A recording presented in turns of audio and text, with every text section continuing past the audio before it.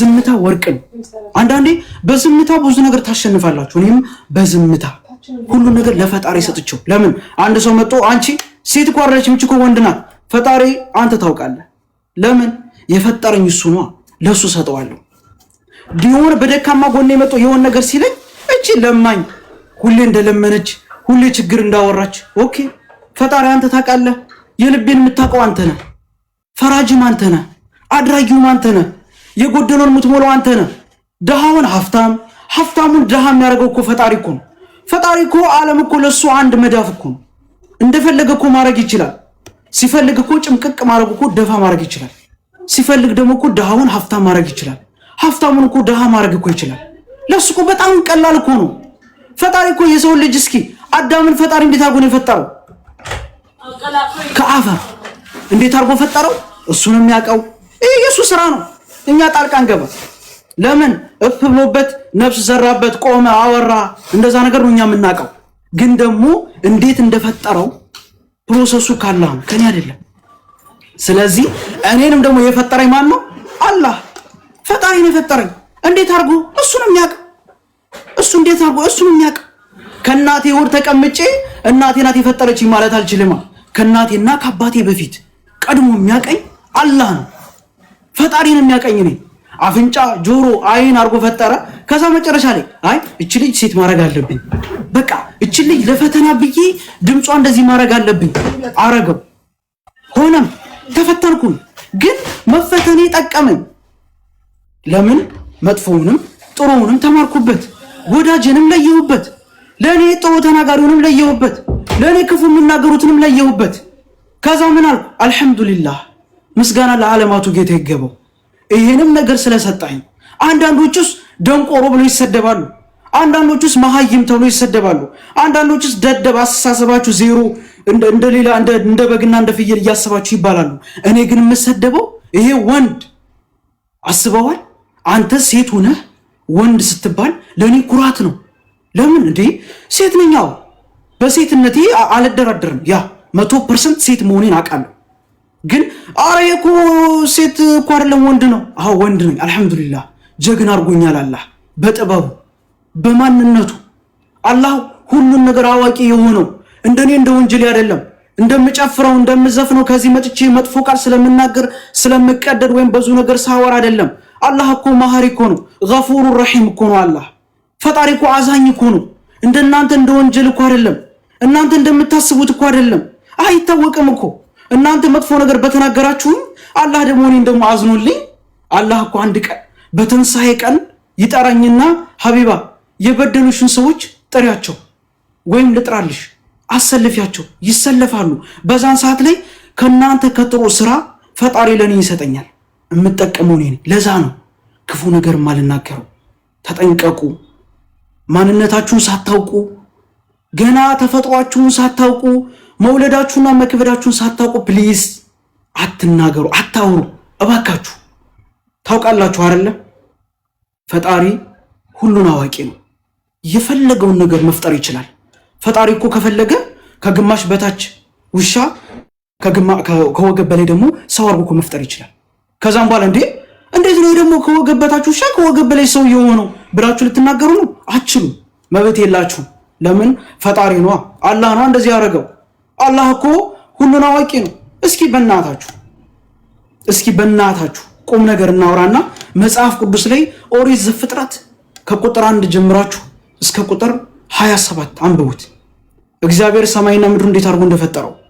በቁርአን ደግሞ አላህ ምን ይላል? ለቀድ ኸለቅና ኢንሳነ ፊ አሕሰኒ ተቅዊም። አላህ ሰዎችን ውብ አድርጎና አሳምሮ ፈጠራቸው።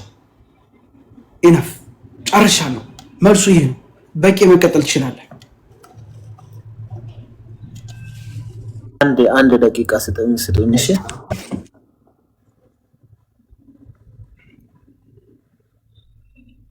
አመሰግናለሁ ሁላችሁ።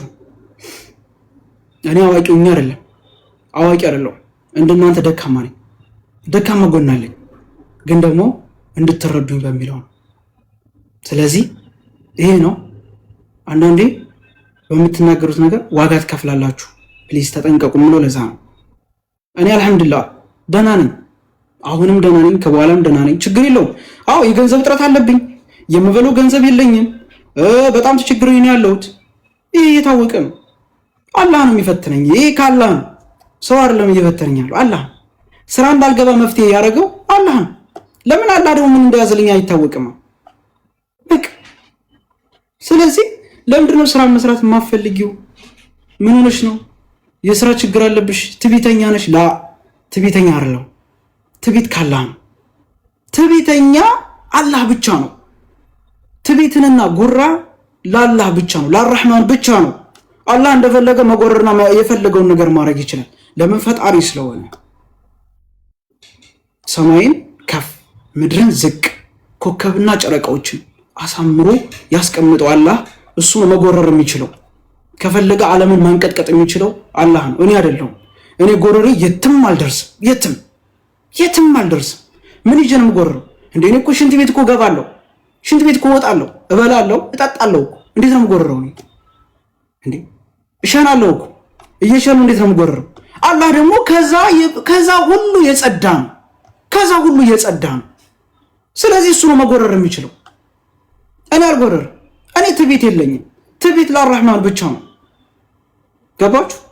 ወንጀለኛ ነኝ። በቂ ቀጥል ወለች። እሺ ሀቢባ በጣም ይቅርታ። ያው የሚያናድዱሽ ነገሮች ይኖራሉ አውቃለሁ። ስሜታዊ ሊያደርግ ይችላል፣ ሊያናድድም፣ እንደገና ደግሞ መጥፎ ስሜት እንዲሰማሽ ሊያደርግ ይችላል።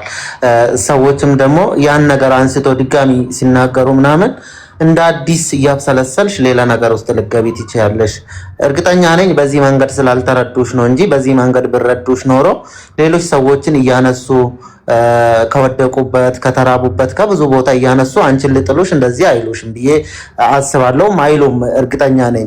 ግን አልተረዱሽም። መጀመሪያ ስላልተረዱሽ ነው ያን ነገር እንደዛ ያለች ብዬ ነው ማስበው መሲ እንጂ ያው መልካም ሰው ነች ታውቃላችሁ። አንቺም ደግሞ እሷ ክፉ ነች እንደዚህ ነች ምናምን ሳይሆን በአንቺ ብቻ የመጣ ነገር ነው እንደዚህ ሊያናድድሽ የቻለው።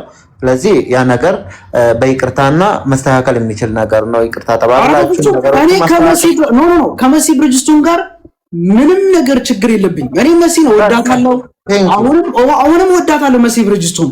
ለምን በጣም ነው አይወለ እኔ አንድ ነገር አስተውስ በቂ እንዴት ነው እኔ እኮ መሲ ብርጅስቶን አሁን እንደዚህ ብላ ስለተናገረችን ብዬ የምቀየም መስሎ ነው እንዴ?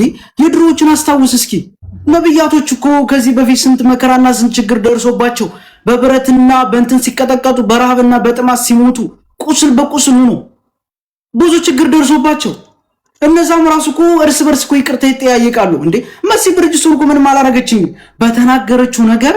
መሲ እንደዛ አንቺ የምታስቢ ከሆነ ስራ መስራት አትፈልግም? ለምን ማዳም ቤት ገብታ አትፈልግም ባልሽው መሰረት እኔ ማዳም ቤት ገብቼ መስራት አልቻልኩም።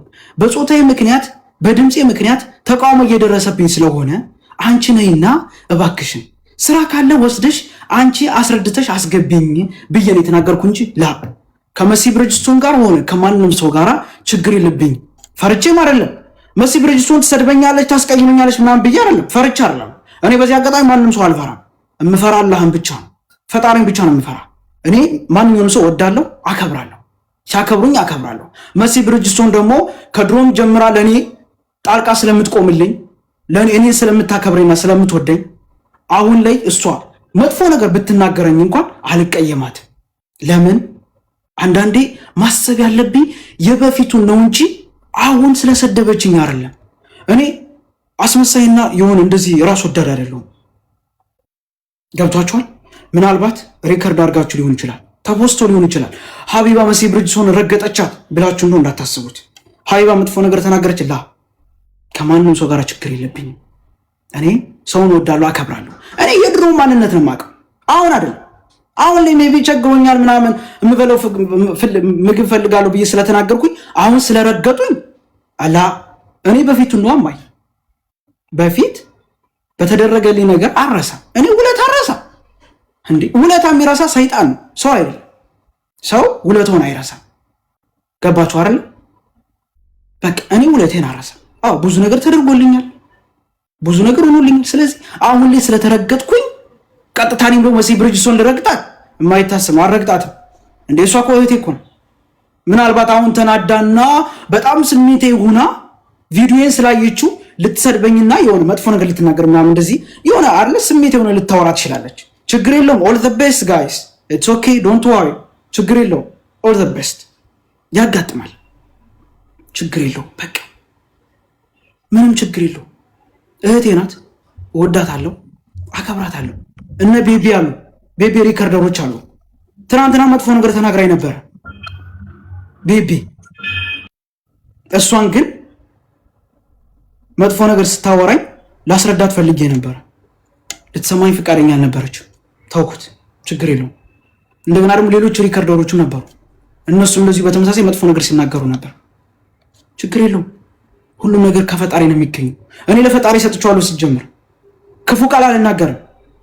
ችግር የለውም። አሁን ድሃ ስለሆንኩኝ የገንዘብ ጥረት ስላለብኝ መረገጥ አለብኝ፣ መሰደብ አለብኝ። ለምን ለማኝ ስለሆንኩ መጥቼ ስለለመንኩኝ መረገጥ አለብኝ፣ መሰደብ ስላለብኝ። በቂ አውራ።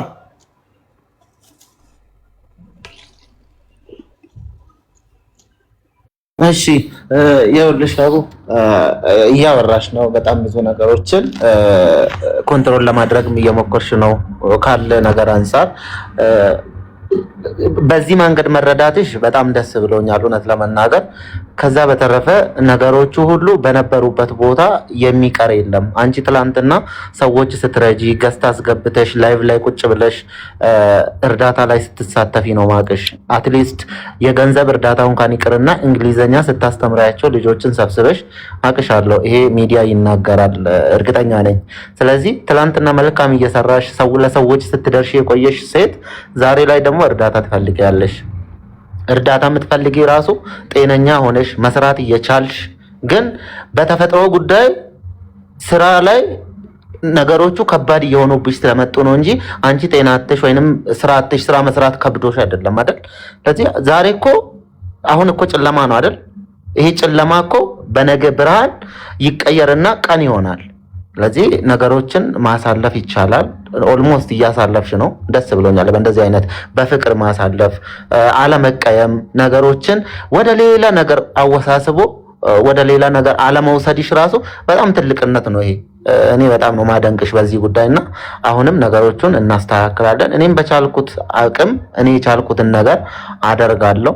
ትላንትና ልክ እንዳልኩሽ ነው ስመጣ ደውልልሽና ተገናኝተን የሚሆነውን ነገር እናያለን። ኖርማሊ ከነሱም የበለጠ ያናክል ስለ ቪዛውም ሆነ ስለሌላውን ነገር ከነሱ አሁን ከነሙኒትና ከነመሲ የበለጠ ያናክል ሰው ኖሮኝ አይደለም። ብቻ ትላንትና እንደነገርኩሽ ነው የሚሆነው ከሆነ ነገሮችን አብረን ተነጋግረን የሚስተካከልበትን መንገድ እናበጃለን።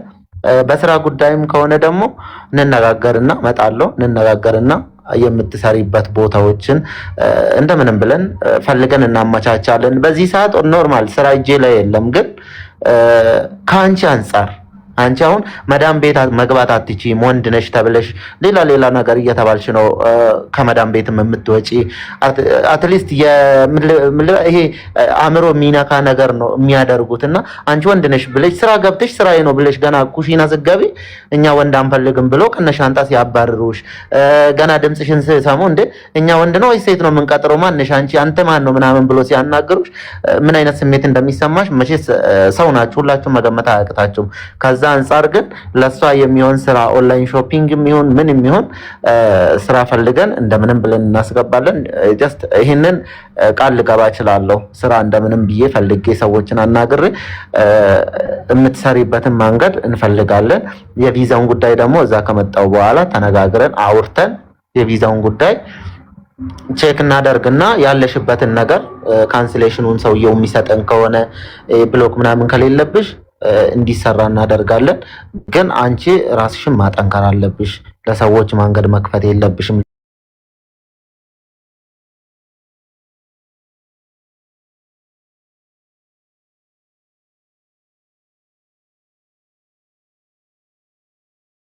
እሱን ነገር ለመቋቋም ስለሚከብድሽ ወደፊት ለዛሬ አይደለም። ይሄ ቪዲዮ ይመላለሳል ይመጣል። አንቺ እንደዚህ ነሽ፣ አንቺ እንደዚህ ነሽ፣ እንደዚህ ተብያለሁ አይደለም ሰው ያለሽን አንቺ ራስሽን እንደዚህ ተብያለሁ ያልሻቸውን ነገሮች ድጋሚ ቮይስሽ መጥቶ ስትሰሚ የሆነ መጥፎ ስሜት ነው የሚሰማሽ እና ከእንደዚህ አይነት ነገር ውጪና በቃ የራስሽን ነገሮችን ትንበይ። ኦልሞስት እንደመጣውኝ እደውልልሻለሁ ማክሰኞ ዕለት።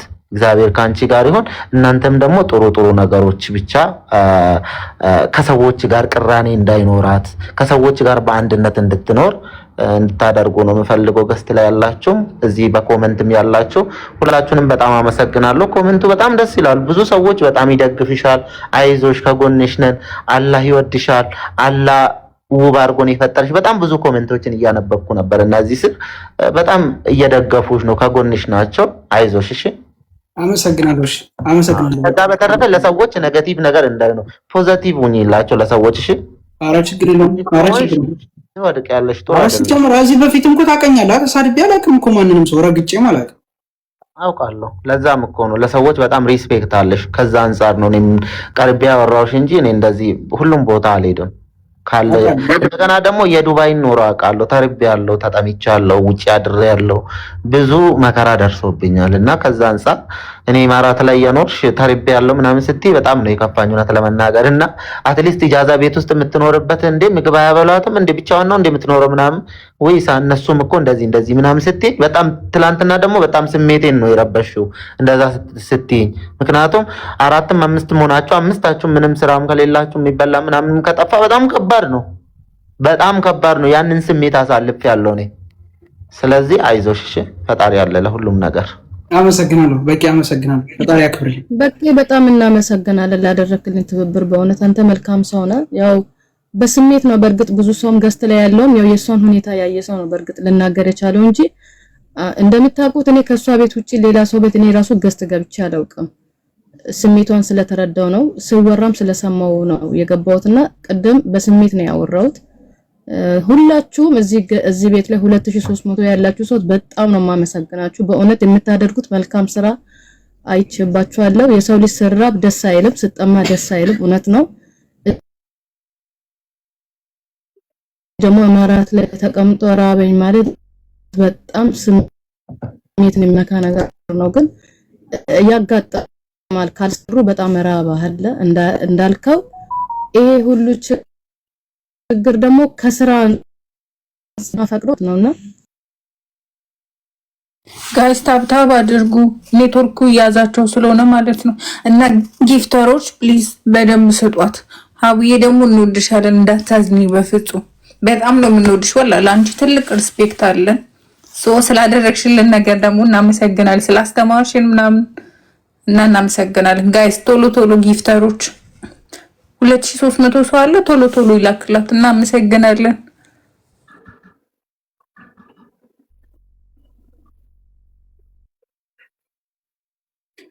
አመሰግናለሁ ጋይስ ጊፍት ለምትሰጡኝ አመሰግናለሁ።